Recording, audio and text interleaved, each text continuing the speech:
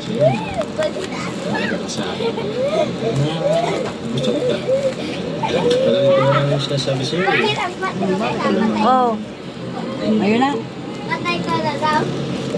Siya nga pala Luna. Patay ka na daw. Meron akong surprise sa'yo. Patay ka na daw. Nakatalikod ka na daw. Inisip ko kasi, di ba malapit na tayong yun, perfect month sa 18. Kaso, I'm stressed. feeling ko, maging busy si Kuya Rab niya. Sa dami ng kanyang benepisyo, sa dami niyang babalikan eh. Magki-Christmas pa rin. So, surprise ako. Pinag-bless ko. Huwag lang ako pero, bago ko ano, huwag ka muna din. Huwag ka muna din na kasi... Patay ka na daw. Dumidin mo na. Oo, dumidin mo ka. Harap ka doon.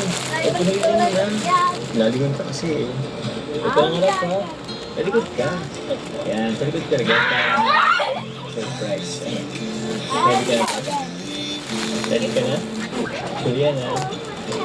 I can try if you want me without lies. I am bleeding in mind the stories that aren't mine. Kalaki. What I did Putik na sila din.